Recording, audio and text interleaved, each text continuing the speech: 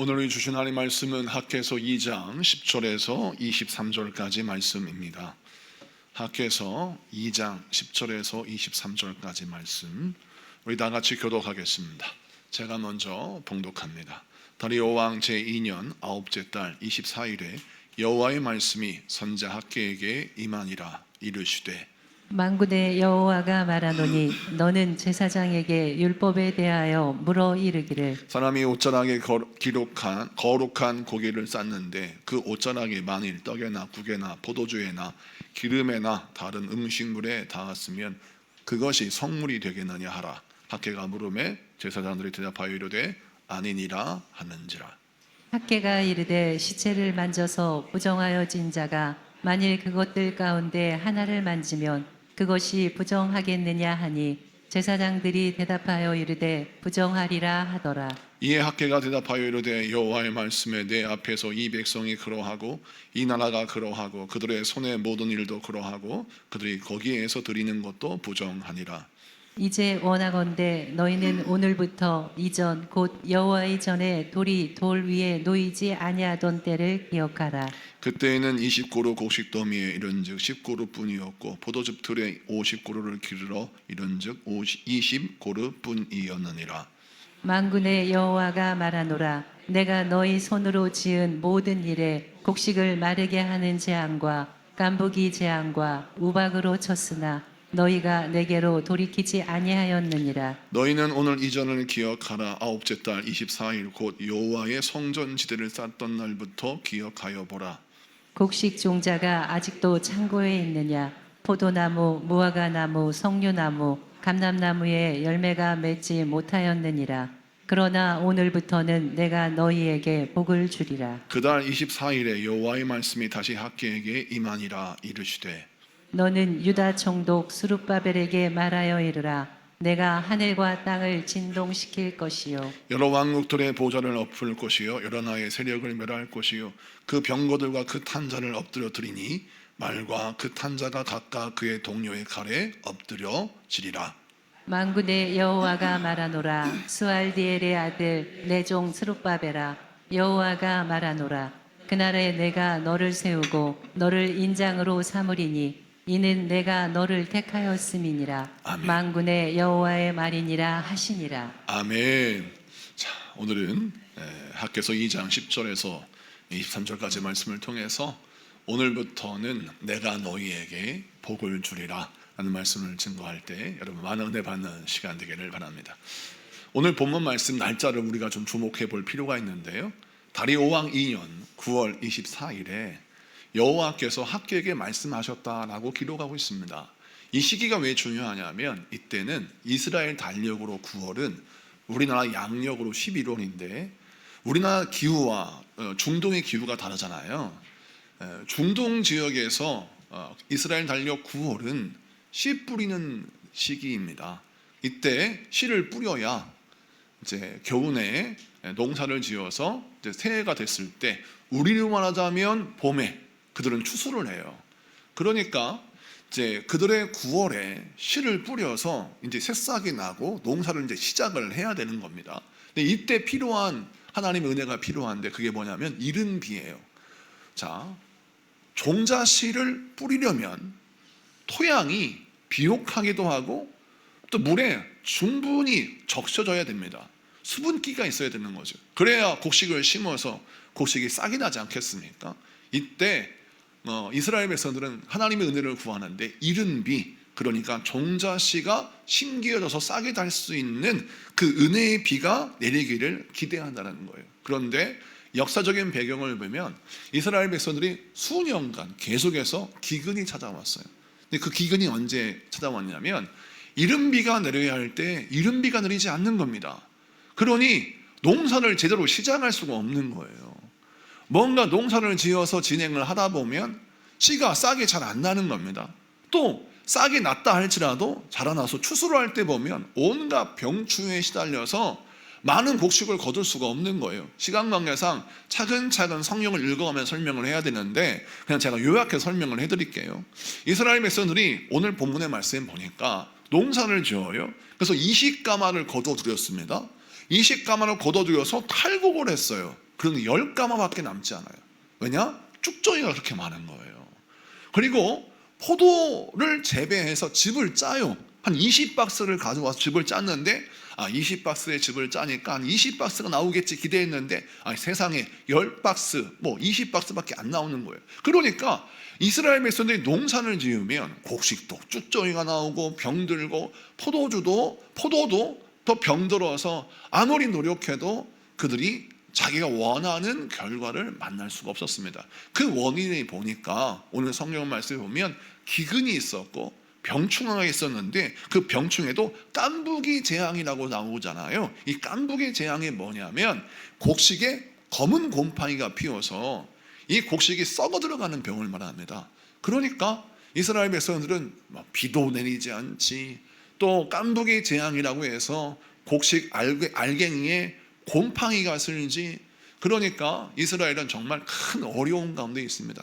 근데 성경 말씀에 그것만 나와 있는 게 아니라 이 시대에는 어떤 문제가 또 있었냐면 주변에 사마리아, 에돔 주변 나라들이 이스라엘 백성들을 계속 모함합니다.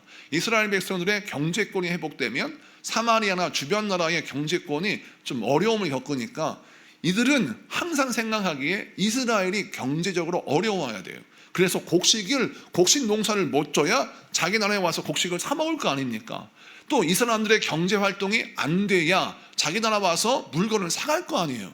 그러니까 계속해서 이스라엘 사람들의 경제권을 망가뜨리는데 온 힘을 기울였어요. 그러니까 사마리아 사람들이 이스라엘이 성전을 지으려고 하자 계속 상소를 올리는데 거짓 상소를 올립니다. 페르시아 왕에게 상소를 올려서 뭐라 하냐면, 왕이시여, 우리가 항상 진실만 말하는 거 아시지 않습니까? 지금 이스라엘은 바알란을 꾀하고자 성을 짓고 있습니다. 성이 뭐예요? 그들은 성전을 짓고 있잖아요. 그런데 성전 짓고 있는 것이 바알란을 일으키기 위해서 요새를 짓고 있다, 이런 걸로 곡해를 해서 거짓말을 하는 거예요. 그런데 페르시아 왕은 듣고 싶은 대로 그냥 믿고 싶은 대로 믿는 거예요. 페르시아 왕이 딱 들어보니까 그래? 이스라엘 백성이 바알란을 일으켜? 그렇다면 조사를 해봐야지, 이렇게 되는데 앞뒤 가리잖아요.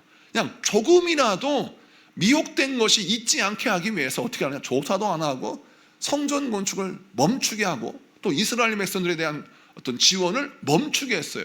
그러다 보니까 농사가 안 되면 그 농사가 안 된 그 기근 때문에 어떻게 해요? 나가서 곡식을 사 먹어야 될 거 아닙니까? 나가서 사마리아에서 곡식을 사 먹는데 이 사마리아 사람들이 높은 가격, 관세를 매겨가지고 하여튼 간에 비싸게 파는 거예요. 그러니 지금 또 가난하고 벌기도 힘든데 곡식까지 사 먹어야 되는데 그 곡식값도 너무나 비싸서 이스라엘 백성은 굉장히 어려운 가운데 처해 있는 겁니다.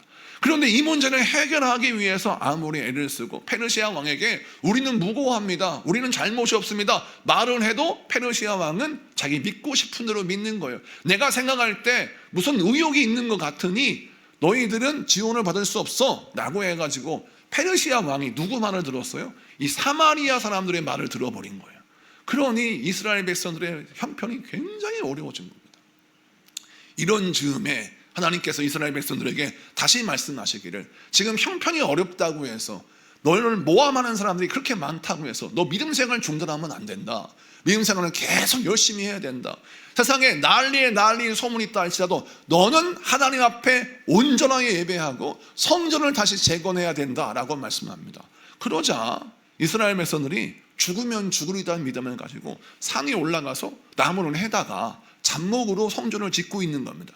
그렇게 된 지 3개월이 흘렀어요. 자, 3개월 흘러서 이제 이른비가 내려야 되는데 문제는 과거에도 이른비가 내리지 않아서 우리가 큰 어려움을 겪고 저 사마리아 가서 곡식 사오느라고 돈도 쓰고 정말 어렵고 힘들었는데 또 하늘을 보니 비가 내리지 않을 것 같다라고 걱정하기 시작합니다. 그래서 하나님이 이스라엘 백성들에게 말씀을 주시는 거예요. 여러분, 과거의 실패의 경험이 우리에게 트라우마가 되면 그 과거의 실패가 우리를 옥죄고 우리를 억눌러서 새로운 시작을 못하게 할 때가 있습니다. 실패에 길들여지면 어떤 일이 벌어지냐, 어제의 실패를 오늘의 실패로 바꿔버려요. 둔갑시켜버려요. 내가 작년에도 실패했는데 올해도 실패할 거야 라고 낙심하는 것이죠. 여러분, 이런 기질을 실패에 길들여지는 기질이라고 합니다. 여러분, 사사기를 보면 삼손이 등장하잖아요. 삼손이 등장할 때 이스라엘 시대가 어떤 시대였냐면 블레셋이란 나라의 식민지처럼 고통을 겪었어요. 블레셋이 자기 집 안방 드나들듯이 그냥 자기 이스라엘 백성들 땅에 들어와 가지고 약탈을 하고 사람들을 잡아가서 노예로 팔아먹고, 또 이스라엘 백성들의 아들은 잡아가서 노예로 팔아서 머슴으로 쓰고 딸은 팔아서 술집 여자로 팔아먹고 이런 짓을 저지르니까 이스라엘 백성의 살 형편이 정말 어려웠어요. 자, 그러면 어떻게 해야 돼요? 하나님께 기도하고 구원을 구해야 되잖아요. 하나님 도와주세요. 우리가 정말 이렇게 힘들고 어려운 가운데 있습니다. 하나님의 도와주셔서 이 민족을 구원하십시오. 이렇게 기도한 게 아니라 그들이 실패에 길들여집니다. 어떻게 길들여지느냐? 야, 블레셋과 싸우면 한 대 맞을 거 두 대 맞고, 두 대 맞을 거 네 대 맞으니까 우리가 비율을 잘 맞추자. 그래서 블레셋 사람들이 오면 곡식을 알아서 갖다 바치고, 블레셋 사람들이 오면 우리 아들 딸 가운데 노예로 갖다 바칠 사람 선별해서 갖다 바치자. 그러면 우리를 더 때리지 않겠지 않느냐라고 자기들이 꾀를 내요. 그런 시대에 삼손이 등장합니다. 삼손이 등장해서 삼손은 정말 말 같지 않은 이유를 가지고 블레셋에 시비를 걸어가지고 맨날 블레셋과 싸움을 벌이는데 블레셋 사람들을 삼손이 힘으로 물리치는 거예요. 그래서 블레셋 사람들이 삼손을 죽이려고 현상금을 겁니다. 현상금을 걸면 뭐예요? 삼손의 힘을 당해낼 장사가 없는데, 그런데 아이러니하게도 성경에 보니까 이스라엘 백성들이 막 3,000명의 군대가 모여가지고 누구를 잡으러 오느냐? 삼손을 잡으러 와요. 여러분 생각해 보세요. 3,000명의 군대가 있어요. 그러면 누구랑 싸워야 돼요? 블레셋과 싸워야 됩니다. 그런데 삼손을 잡으러 와요. 왜 그럴까요? 3,000명의 군대를 가지고 블레셋과 싸워서 고통을 겪느니, 질 수 있는 실패를 예상하느니 차라리 안전빵으로 삼손 하나 잡으면, 삼손 하나 죽이면 우리가 블레셋과 정말 다시 조공을 바치는 관계, 블레셋은 주인이고 우리는 노예, 이런 삶을 살아서 그냥 이렇게 짓눌려서 이렇게 짓밟히며 사는 게 우리에게는 안전해 라고 하는 생각에 붙들려 있어서 삼손을 잡으러 와요. 우리 하나님이 이 광경을 사사기에 보여주십니다. 여러분, 실패에 길들여지면, 짓밟히는 노예 생활에 길들여지면 누가 나를 구원해 주겠다고 덤벼드는 게 귀찮아요. 차라리 맞고 사는 게 나아. 차라리 뺏기고 사는 게 나아요. 진리인지 거짓인지 구별하지 못하고 그냥 진리고 거짓인 간에 나 다 귀찮아. 그러니까 나 그냥 진리의 말씀 쫓지도 않고 사실인지 진실인지 중요하지도 않고 그냥 난 그렇게 내 하고 싶은 데 살을 거야. 이런 생각이 이스라엘 백성들에게 저변에 깔려 있어요. 구원받을 자격도 없고 회복될 자격도 없어요. 그런데 하나님이 삼손을 보내주셔서 뭘 보여주시느냐? 잘 보세요. 이스라엘 백성은 삼손을 잡았어요. 3,000명이 와가지고 삼손을 잡았어. 사실 삼손은 3,000명의 이스라엘 군대를 다 무찌를 수 있는 힘이 있었어요. 근데 잡혀요. 줄로 꽁꽁 묶입니다. 그리고 누구에게 끌려가느냐? 블레셋에 끌려가요.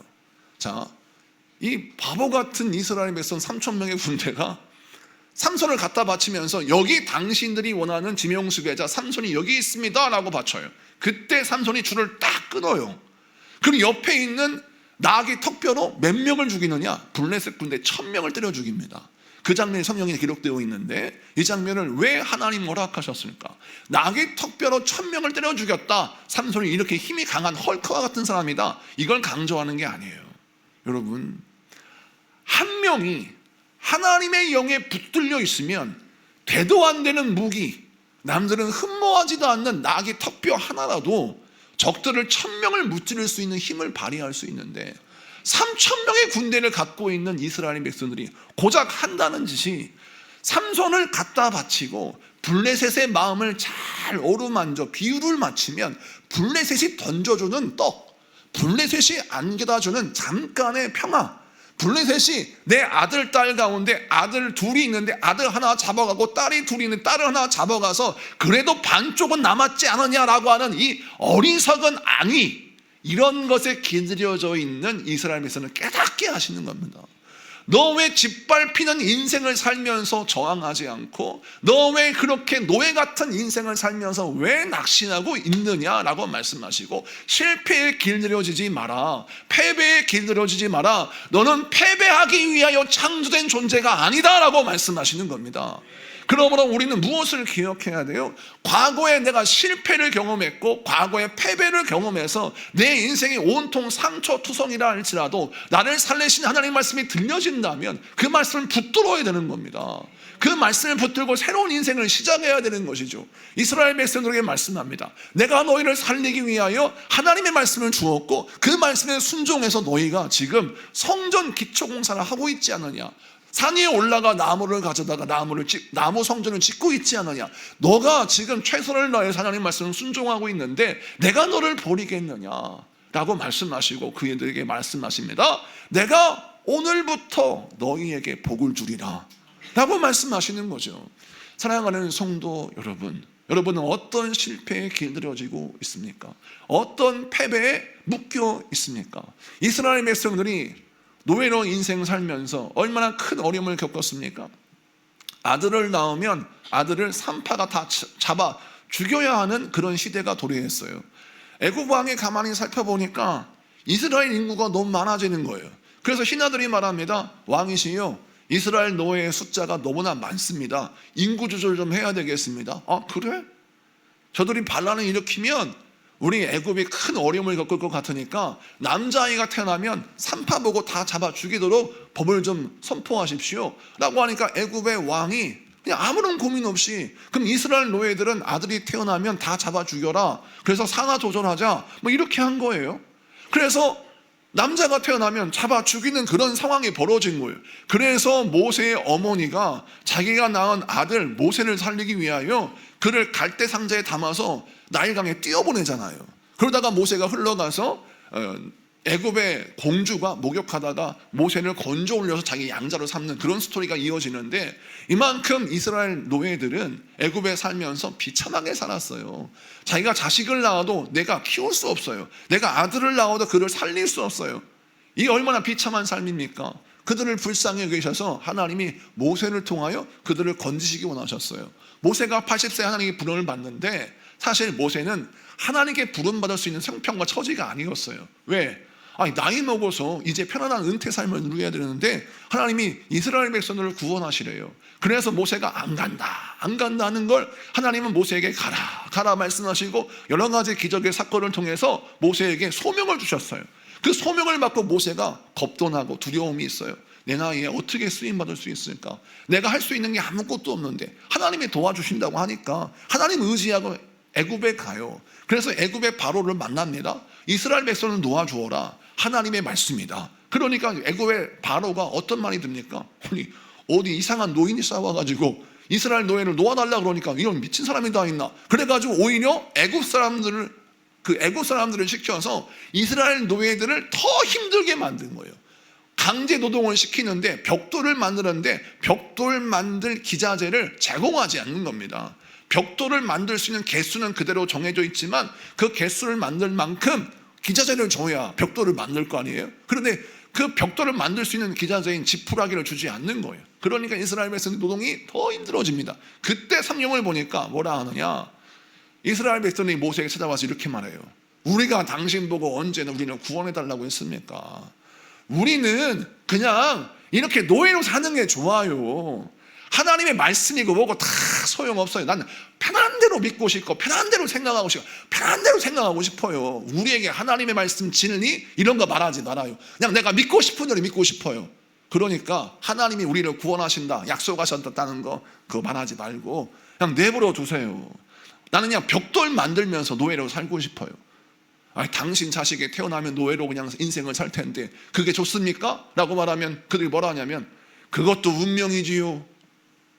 내 아들 딸들 태어나서 노예로 사는 것도 지 팔자지 못 죽었어요. 아, 이렇게 말을 하니 어떻게 말이 안 통하는 거 아닙니까? 그러면 하나님의 입장에서 얘네들은 진리의 말씀을 줘봤자 소용없구나, 얘네들은 구원의 약속을 줘봤자 소용없겠구나. 하나님 포기하셨습니까? 그렇지 않아요. 하나님이 모세를 통하여 그들을 끈질기게 구원하기 원하셨습니다. 그들을 기어이 이끌어 주셨어요. 저는 성경을 묵상하면서 하나님 왜 그러셨을까요? 아니 실패에 기다려져 노예의 삶이 좋대요. 짓밟히는 게 이젠 길들여져 가지고 그냥 짓밟히는 삶, 맨날 매 맞고 사는 삶이 그냥 익숙하대요. 그러니까 패배에 익숙해서 노예로 살고 있는 이스라엘 백성들이 구원해달라고 말하지도 않아요. 그리고 오히려 하나님 왜 내 인생에 간섭하세요? 난 마음 편하게 살래요. 이렇게 말하는 그들을 향하여 왜 하나님은 그들을 구원하시기 위해서 모세를 움직이실까요? 이유는 이스라엘 백성들이 누구의 자손이냐? 아브라함의 자손이기 때문에 그렇습니다. 하나님께서 아브라함에게 약속하셨거든요. 내가 너의 자손을 하늘의 별과 같이 많게 하겠고 거대한 민족으로 만들겠고 내가 다시 이 가나안 땅으로 네 자손들을 인도하겠다고 약속하셨어요. 하나님이 아브라함에 약속하셨고 그 약속을 이삭을 통해 확인하셨고 그 약속을 야곱에게 계승시키셨어요. 그래서 이스라엘 백성들은 야곱의 후손이요 아브라함의 약속을 가진 자들입니다. 패배에 걸들여져 있어서 구원받을 자격도 없고 정말 실패에 걸들여 있어서 노예 근성에 찌들어 있는 그들을 하나님의 기어이 건져내셔서 안 간다 못 간다는 사람들을 질질 끌고 가셔서 이스라엘 백성들을 구원하시고나 하신 하나님의 그 의지가 보이는 이 사건, 이 출애굽의 사건이 우리에게 무엇을 보여주세요? 하나님은 구원받을 자격 없는 이스라엘 백성들을 향하여 당신이 하신 약속, 내가 아브라함의 자손만큼은 내가 꼭 책임지겠다. 내가 이삭의 자손만큼은 꼭 책임지겠다. 야곱아, 내가 너의 아들들은 꼭 책임지겠다고 하신 하나님의 구원의 약속을 이루시고자 당사자가 준비가 안 되고 당사자가 구원할 자격이 없는 노예 근성에 찌들은 자다 할지라도 하나님의 약속을 가졌기 때문에 하나님의 기용이 그들을 건져내시더라는 겁니다. 그러면 이 말씀을 통해서 우리가 무엇을 기억해야 돼요? 여러분들은 구원의 약속을 가진 자들이에요. 그러므로 한 번, 두 번 실패했다고 낙심하지 마세요. 하나님이 여러분을 구원하실 겁니다. 때로는 우리가 그 구원의 뜻을 알지 못하여 그냥 세상의 거짓말을 믿고 거짓말에 질질 끌려가도 하나님이 말씀하세요. 강권적으로 여러분을 이끄십니다. 어디로? 구원받을 장소로, 살리는 장소로, 회복되는 장소로 우리를 이끌어서 네가 이곳이 너의 살 길이야. 이 길이 너의 살 길이야. 정신 똑바로 차려. 과거의 삶으로 돌아가지 마라고 말씀하시고 우리를 세우시는 겁니다. 이것처럼 오늘 본문 말씀에도 아무리 이스라엘 백성들이 살기가 어려워 사마리아 사람들이 매일같이 거짓 상소로 페르시아 왕에게 상소를 올리고 또 농사가 안 돼서 기근에 찌들어 있고 인간 생활이 너무너무 힘들거렵다 할지라도 내가 오늘부터 내가 너를 구원하고 내가 오늘부터 내가 너에게 복을 주겠다고 약속을 했으니까 걱정하지 마라. 내가 너를 도와줄 거야 라고 말씀하시는 거죠. 이 말씀 붙들고 승리하신 여러분들에게 축복합니다. 그러면 하나님이 어떻게 우리를 축복하십니까? 오늘부터 내가 너에게 복을 주겠다고 약속을 하셨어요. 근데 그 복이 어떤 종류의 복이에요? 오늘 성령을 좀 다시 한번 보겠습니다. 12절 13절 한번 볼까요? 12절 13절 다시 한번 보겠습니다. 시작. 사람이 옷자락에 거룩한 고기를 쌌는데 그 옷자락이 만일 떡에나 국에나 포도주에나 기름에나 다른 음식물에 닿았으면 그것이 성물이 되겠느냐 하라. 학개가 물음에 제사장들이 대답하여 이르되 아니니라 하는지라. 아멘. 우선 12절을 해석하고 13절을 읽겠습니다. 12절이 뭐냐면 거룩한 옷이 있어요. 거룩한 옷을 가지고 어떤 물건을 쌌어요. 물건을 싸면 이 물건이 거룩해지느냐라고 물었어요. 이게 물건이 음식일 수 있고 기름일 수 있고 물일 수도 있고 아니 모든 것인데 모든 것에 이것을 거룩한 옷으로 싸면 이게 거룩해지느냐라고 물었어요. 그러자 제사장들이 뭐라고 했냐면 아닙니다 했어요. 거룩함은 어떤 물건이나 어떤 물질에 전달되지 않습니다라고 말했어요. 자, 그러면 반대로 자 13절을 보겠습니다. 13절 다 같이 읽습니다. 시작. 학개가 이르되 시체를 만져서 부정하여진 자가 만일 그것들 가운데 하나를 만지면 그것이 부정하겠느냐 하니 제사장들이 대답하여 이르되 부정하리라 하더라. 아멘. 자, 시체를 만져서 부정한 자가 있어요. 자, 율법에 보면 시체를 만졌다라는 것은 사망에 접촉된 자입니다. 부정한 것에 접촉된 자예요. 부정한 것에 접촉된 자가 뭔가 물건을 만지면 그 부정한 사람이 만진 모든 물건은 부정해지느냐라고 물었어요. 이 말은 부정한 자가 만진 모든 물건에 부정한 자의 부정함이 묻는가 전달되는가 라는 질문이에요. 그때 제사장이 뭐라 하냐면 그렇습니다라고 대답을 했어요.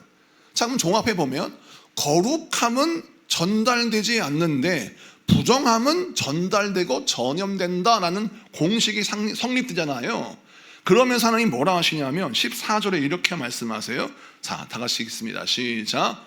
이에 학개가 대답하여 이르되 여호와의 말씀에 내 앞에서 이 백성이 그러하고 이 나라가 그러하고 그들의 손의 모든 일도 그러하고 그들이 거기에서 드리는 것도 부정하니라. 아멘. 자, 이 말씀의 뜻은 이겁니다. 너희들 잘 봐라. 거룩함이 전달되는 게 쉽지 않지. 예, 그렇습니다. 아무리 거룩한 옷으로 무엇을 쌌다 할지라도 그 거룩함이 전달이 안 됩니다. 근데 반대로 부정함은 얼마나 잘 전염되느냐. 그렇습니다. 부정한 자가 모든 물건을 만지면 다 부정한 것이 되는 거예요. 너희들이 하는 것도 똑같다. 너희가 부정한 생각에 붙들려 있으면 부정한 생각에 붙들려 있는 사람과 말하고 행동하고 터치하는 모든 것들이 다 부정해진다. 그래서 17절에 이렇게 말씀하세요. 하나님 말씀합니다. 시작. 만군의 여호와가 말하노라 내가 너희 손으로 지은 모든 일에 곡식을 마르게 하는 재앙과 깐부기 재앙과 우박으로 쳤으나 너희가 내게로 돌이키지 아니하였느니라. 아멘. 하나님이 말씀하세요. 거룩함은 전달되지 않고 부정함만 전달되니 너희가 하는 모든 일마다 부정한 일들만 일어나는 거예요. 그래서 부정한 자들과 함께 일을 도모하지 말아라고 말씀하시는 겁니다. 왜 이런 말씀을 하실까요, 하나님이?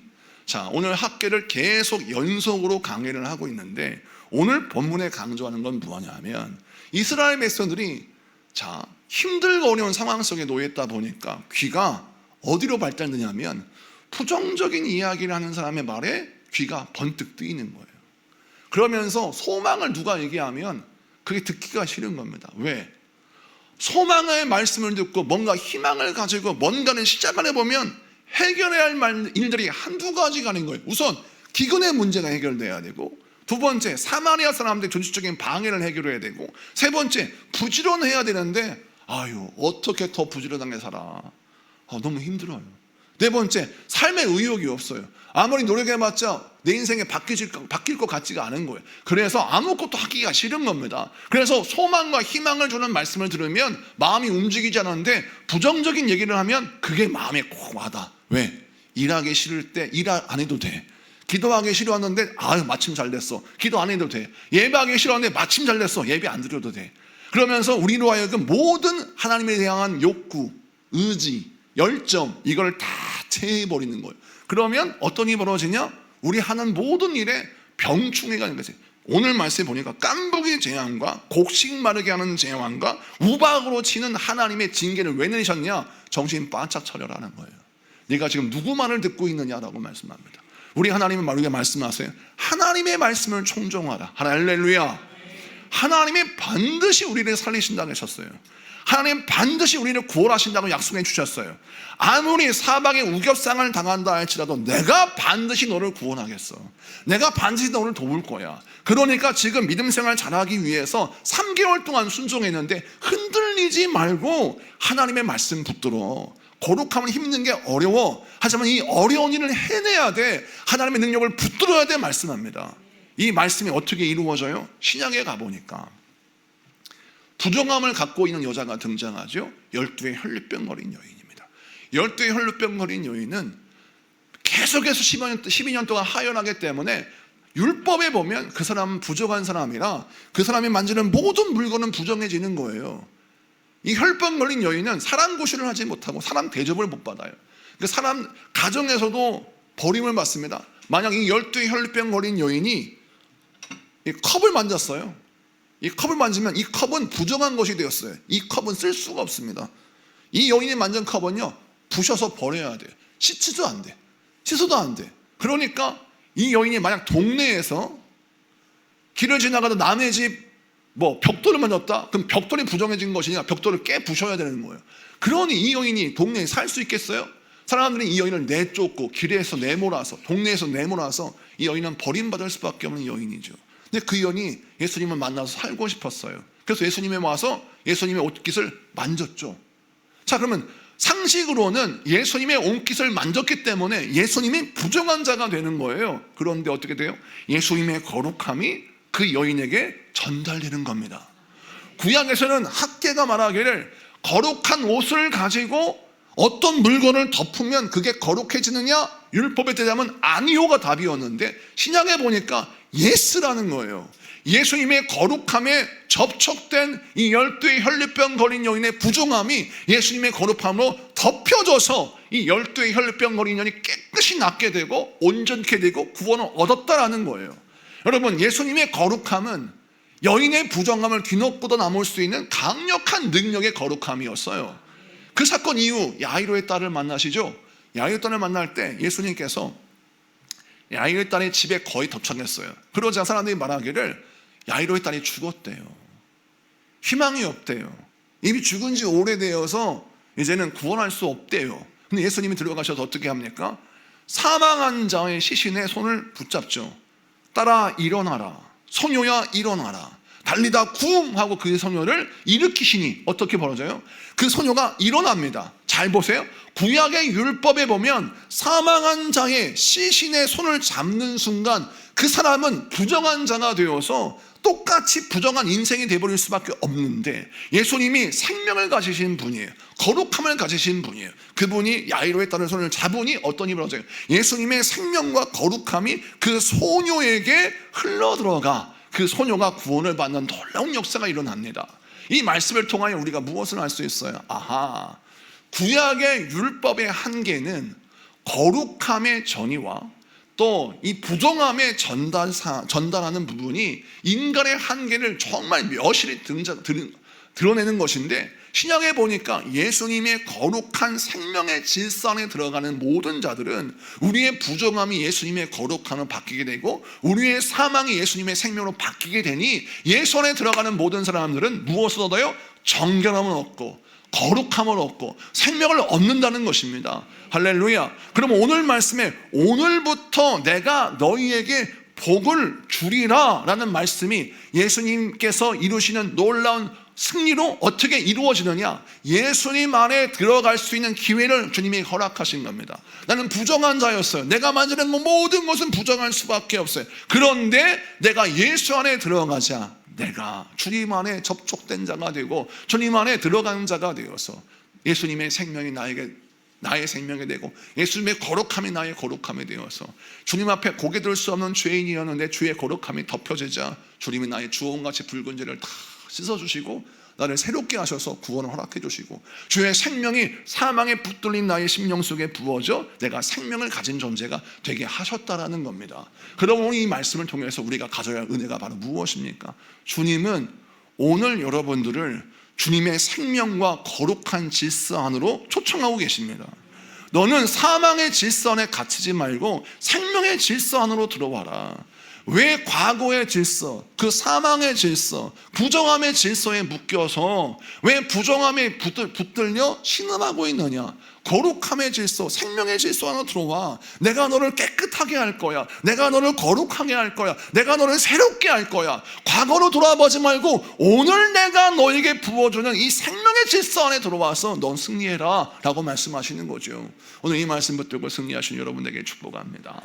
세 번째 말씀을 보니까 우리 하나님께서 이스라엘 백성들에게 내가 오늘부터 내가 너에게 복을 주리라 라고 말씀하시고 말씀이 한 번 딱 끝나요. 그리고 새로운 말씀이 등장하는데 그 말씀은 스룹바벨이라는 예루살렘 총독을 향해서 말씀을 허락하십니다. 우리가 생각할 때 아니 지금 이스라엘 백성들에게까지 말씀하셨는데 갑자기 화면이 딱 전환되어서 엉뚱하게도 스룹바벨이라고 하는 이스라엘 총독에게 말씀을 왜 전하실까? 이유는 무엇이냐면 이스라엘 백성들에게 하나님의 약속을 알기 쉽게 잘 설명을 했지만 이스라엘 백성들의 인생의 환경과 상황을 구체적으로 바꿀 수 있는 그 실권자, 행정 담당자, 예루살렘 총독인 스룹바벨에게 하나님이 말씀하셔서 스룹바벨이 행정적, 정치적, 경제적 모든 제도와 모든 행정권을 총동원해서 하나님의 백성들이 축복받을 수밖에 없는 상황과 환경을 만들게 하기 위하여 하나님이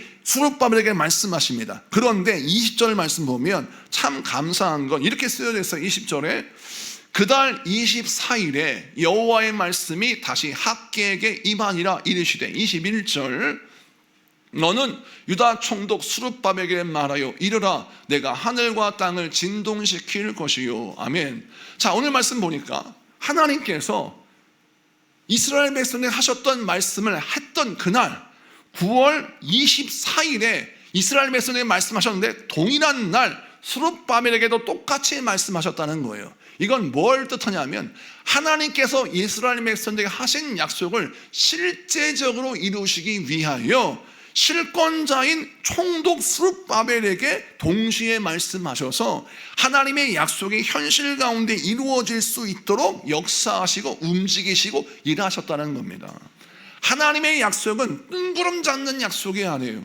하나님의 은혜는 뜬구름 잡는 이야기가 아닙니다. 하나님이 약속하셨어요. 하나님이 우리에게 축복을 허락하신다고 말씀하셨어요. 그러면 그 말씀을 이루시기 위해서 하나님이 일하십니다. 어떻게 일하십니까? 예루살렘 총독 스룹바벨의 마음을 위로하시면서 스룹바벨의 마음이 어떤 마음이 있냐면 나는 무능한가 봐. 내가 예루살렘 총독으로 부임했지만 세상에 사마리아 사람들이 그렇게 우리나라 사람들 특히 예루살렘이 반란을 일으킨다고 상소를 올려서 내가 페르시아 왕에게 같이 상소를 올려서 왕이시여 사마리아 사람들의 말은 다 거짓말입니다. 제 말이 진짜입니다. 내 말을 들으소서라고 말하지만 페르시아 왕이 반응하지 않는 거예요. 야, 그거는 난 모르겠고 너희들 알아서 처리해. 하지만 공사는 중단. 이렇게 해서 스룹바벨이 아무것도 할 수가 없는 거예요. 그러니까 그를 바라보는 사마리아 왕이 어때요? 낄낄낄 웃으면서 비웃는 거죠. 스룹바벨 너가 할 수 있는 건 아무것도 없어. 우리가 이겼어 라고 하는데 스룹바벨 마음이 얼마나 힘들고 어려웠겠습니까? 뿐만 아니라 기근이 왔네요. 그러니까 리더 마음속에 어떤 마음이 있어요? 내가 하나님 앞에 범죄해서 그러나? 내가 하나님 앞에 뭔가 부족함이 있나? 그렇게 마음속에 염려와 근심이 싹 드는 겁니다. 스룹바벨 마음이 무너져 버리는 거죠. 이것은 오늘날 여러분 집안의 가장들의 마음과 똑같아요. 집안을 일으키려고 해요. 그런데 요즘에 오늘의 어머니 아버지 집안의 가장들이 얼마나 살기 힘듭니까? 내가 집안을 일으켜야 되는데 일으킬 수 있는 힘이 없어요. 그러다 보니까 마음이 낙심하고 좌절하게 되죠. 그리고 자녀가 나를 바라볼 때 아무 말은 하지 않지만 뭔가 원망스러운 눈으로 나를 바라보는 것 같아서 마음이 아파요. 그래서 우리 자녀들 부모한테 말 잘해야 됩니다. 원망하는 말 하면 안 돼요. 쏘아붙이면 안 돼요. 부모님 상처받아. 자녀가 엄마 때문에 그래, 아빠 때문에 그래, 엄마 왜 이렇게 인생 살아, 아빠 왜 인생 이렇게 살아 라고 말하지 않아도 부모는 자녀에게 미안한 마음이 있어요. 여러분이 굳이 그렇게 지적질하지 않아도 부모는 느껴요. 자, 그런 스룹바벨의 마음이 얼마나 상처가 가득했겠어요. 하나님이요 스룹바벨을 위로하십니다. 그리고 뭐라고 하세요? 내가 하늘과 땅을 진동하게 했다. 제가 지난주에 진동에 설명해 줬죠. 하나님께서 모든 역사를 재편하시겠다고 약속하셨어요. 그를 인정하십니다. 그를 존귀하게 만드신다고 약속하십니다. 그리고 하나님이 역사하세요. 스룹바벨의 상소가 나중에 페르시아 왕인 다리오 왕에게 올라가서 다리오 왕이 딱 보고서를 보았는데 스룹바벨이 과거에 내가 왕이 될 때 여러 가지 힘들고 어려운 고난 속에서 나를 도와줬던 은인이네, 공무자네, 이걸 발견하면서 스룹바벨의 상소를 받아들이고 스룹바벨을 도와주겠다고 정책적 결정을 해요.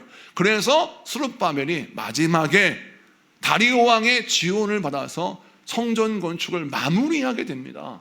사랑하는 성도 여러분, 이스라엘 백성에게 축복하시겠다고 약속하셨지만 그 약속을 완성시키기 위하여 하나님은 스룹바벨에게 동시에 역사하시고 스룹바벨의 마음을 움직이시고 하늘과 땅을 진동하게 하셔서 하나님의 질서를 바로 세우셨어요. 여러분 이것을 기억하십시오. 하나님은 여러분에게 실제적인 약속을 허락하십니다. 하나님이 여러분에게 실제적인 복을 허락하실 겁니다. 오늘부터 내가 너희에게 복을 주리라. 이 복은 그냥 뜬구름 잡는 복이 아니라 우리 인생을 송두리째 바꾸는 놀라운 승리의 복이요, 우리 삶에 세상에 줄 수 없는 탁월한 은혜의 복인 줄로 믿습니다. 여러분 이스라엘 백성은 이런 고난을 통해서 어떻게 됩니까? 단단해집니다. 강건해집니다. 그래서 성전을 건축하고 나중에 느헤미야와 함께 예루살렘 성까지 재건하여서 그 나라가 다시 회복되는 것을 보게 되지요. 여러분, 고난은 우리 인생을 걸작으로 만드는 과정입니다. 옛날 숭례문이 방화범에 의해서 불탔어요.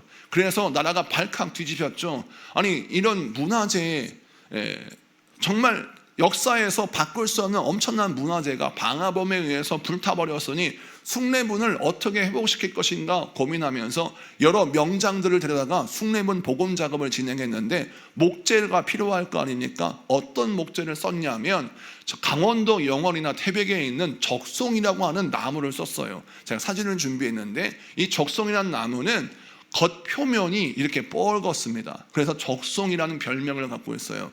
이 적송이라는 나무는 어떤 특징이 있냐면 나이테가 촘촘하고 빽빽해요. 그래서 병충해에도 강하고 또 이 나무는 너무나도 단단하여서 이 나무로 어떤 건물을 짓고 목재를 사용하면 이 목재가 천년을 간다는 말이 있어요. 그런데 숭례문에 사용되어진 적송은 강원도 영월 태백에서 재배되는 300년 내지 200년 된 소나무로 숭례문을 재건하였다라는 말이 있습니다. 여러분, 왜 하필이면 대한민국 땅에서 적송이라는 나무는 여러 군데에서 발견되는데 왜 강원도 영월과 태백에 나오는 적송으로 나무를 사용해야 되느냐? 이유는 뭐냐면 이 강원도 영월의 태백은 고산지대이기 때문에 해발이 높기 때문에 아주 추운 날씨에 나무가 시달린답니다. 그리고 해풍을 맞아서 이 나무가 큰 고통을 겪는데요. 300년 동안 저 동해에서 부는 해풍을 온몸으로 맞고 또 높은 고도에 있으면서 추운 날씨에 온몸이 움츠러들면서 자기 몸을 지키고 자기 몸을 살리기 위하여 계속 자기를 다지다 보니까 적송이라는 나무, 특별히 태백에 있는 적송은 나이테가 촘촘하게 되고 단단하게 되어서 천년이 가는 목재로 성장한다는 것이죠. 여러분, 전 세계에 3대 바이올린이 있는데 사진을 준비했어요. 3대 바이올린이 있는데 스트라디바리우스라는 바이올린이 있고 과르네리라는 바이올린이 있고 아마티라는 바이올린이 있어요. 스트라디바리우스라는 이 바이올린은 250억 정도 하고요. 이 과르네리라고 하는 바이올린은 한 150억, 아마티라는 이 바이올린은 한 100억 정도 합니다. 우리가 볼 때는 한 20만 원짜리로 볼 수 있겠지만 200억이에요. 그러니 이 악기는 대단한 하여튼 보물이죠.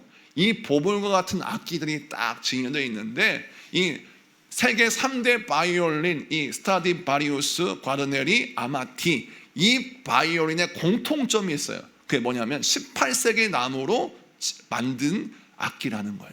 18세기 유럽은 소빙하기라고 일컫는 아주 추운 겨울을 보냈습니다. 그래서 역사책에 보면 18세기는 소빙하기를 겪었다라고 했고 수많은 사람들이 얼어 죽었어요. 그만큼 추웠습니다.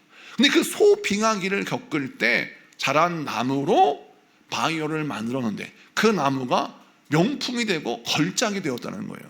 이유를 보니까 18세기 소빙하기를 겪었던 나무들의 특징은 아까 적송처럼 나무 나이테가 촘촘하고 또 나무 결이 단단해서 음이 울려 퍼질 때 그 통에서 그 통의 나무가 그 음을 더 풍성하게 퍼뜨리고 울리게 해준다는 거예요.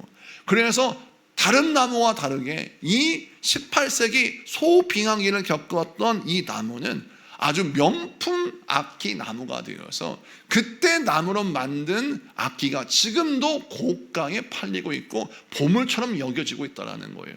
여러분, 소빙하기를 겪은 18세기 나무와 강원도 태백 영월에 있는 적송과 공통점이 있죠.